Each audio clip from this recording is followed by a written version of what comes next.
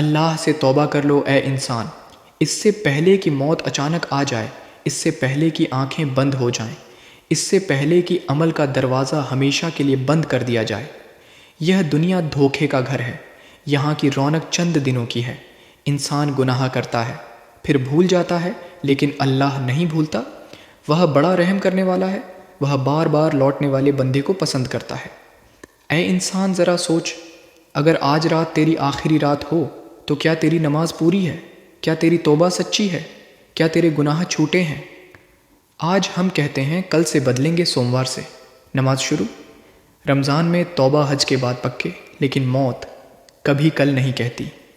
وہ صرف اب کہتی ہے اللہ نے تجھے بار بار موقع دیا، بیماری کے ذریعے، نقصان کے ذریعے، ڈر کے ذریعے، لیکن تو سمجھا نہیں۔ ہر بار بچ گیا اور کہا کچھ نہیں ہوا، لیکن ہر بار بچنا رضامندی کی نشانی نہیں۔ اللہ اکبر، میں تجھے اپنا رب مانتا ہوں اور تجھ سے اپنی غلطیوں کے لیے معافی مانگتا ہوں۔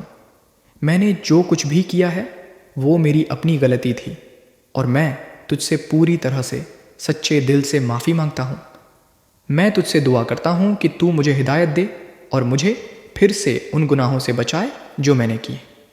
اللہ مجھے اپنی راہ پر چلنے کی طاقت دے تاکہ میں تیرے بندوں کے ساتھ صحیح طریقے سے پیش آ سکوں۔ میں اپنے گناہوں سے توبہ کرتا ہوں اور تجھ سے مدد چاہتا ہوں۔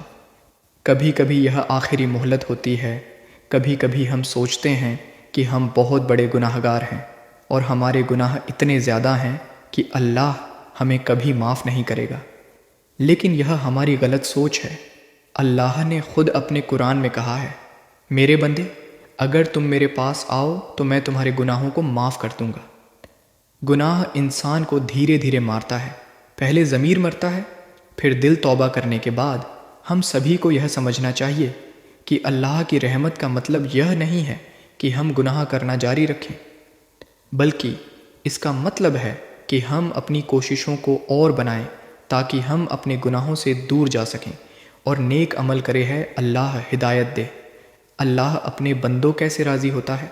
اللہ اپنے بندوں سے بہت پیار کرتے ہیں اور وہ انہیں اپنی رحمت اور دعا سے نوازتے ہیں جب وہ اس کے بتائے راستوں پر چلتے ہیں اور اسے سچے دل سے یاد کرتے ہیں۔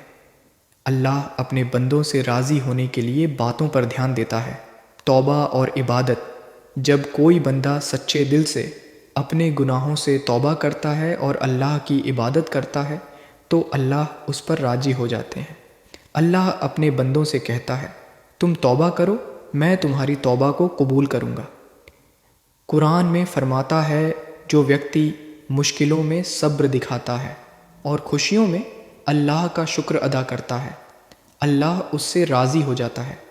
اللہ کا کہنا ہے، اگر تم شکر ادا کرو گے تو میں تمہیں اور بھی بڑھا دوں گا۔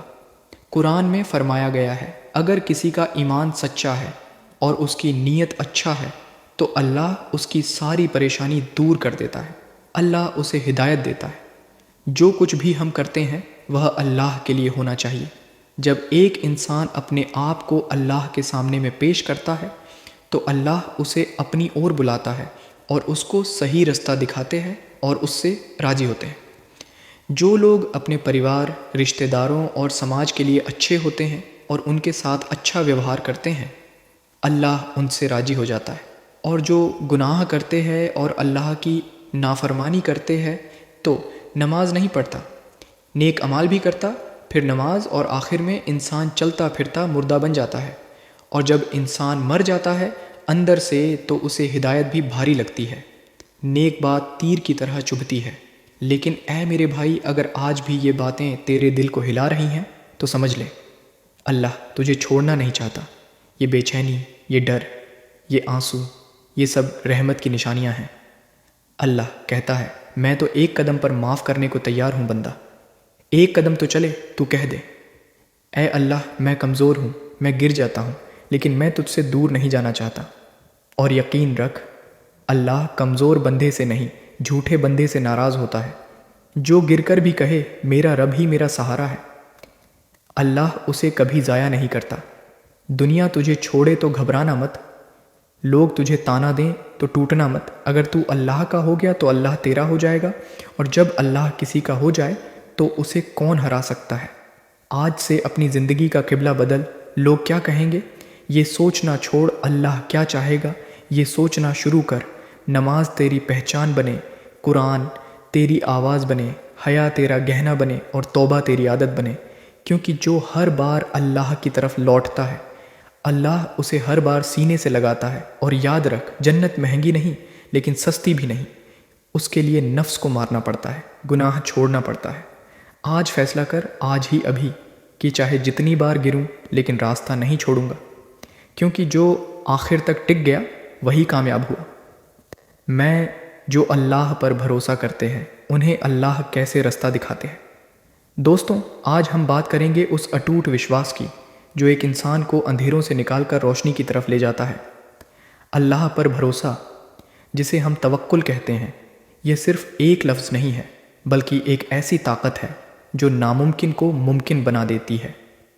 جب ایک بندہ اپنے دل کی گہرائی سے یہ مان لیتا ہے کہ میرا اللہ میرے لیے کافی ہے، تو اس کی زندگی میں معجزے شروع ہو جاتے ہیں۔ اللہ پر بھروسہ کرنے والوں کو راستہ دکھانے کا سب سے پہلا طریقہ ہے دل کا اطمینان۔ جب دنیا کے سارے دروازے بند نظر آتے ہیں اور چاروں طرف مشکلیں ہوتی ہیں، تب اللہ اپنے بندے کے دل میں ایک ایسی شانتی اور سکون پیدا کر دیتا ہے کہ اسے اپنی منزل صاف نظر آنے لگتی ہے۔ وہ گھبراتا نہیں ہے، کیونکہ اسے پتہ ہے کہ کشتی کتنی بھی پرانی کیوں نہ ہو، اس کا ملاح اللہ ہے۔ دوسرا طریقہ ہے ذریعہ بنانا۔ اکثر ہم سوچتے ہیں کہ کام کیسے ہوگا، لیکن اللہ وہاں سے راستے نکالتا ہے جہاں سے ہمارا گمان بھی نہیں جاتا۔ وہ اجنبی لوگوں کو مددگار بنا دیتا ہے یا کوئی ایسی ترکیب ذہن میں ڈال دیتا ہے جو ساری مشکلوں کو حل کر دیتی ہے۔ قرآن میں بھی کہا گیا ہے کہ جو اللہ پر بھروسہ کرتا ہے اللہ اس کے لیے کافی ہو جاتا ہے اور اسے ایسی جگہ سے رزق دیتا ہے جس کا اس نے اندازہ بھی نہیں لگایا ہوتا۔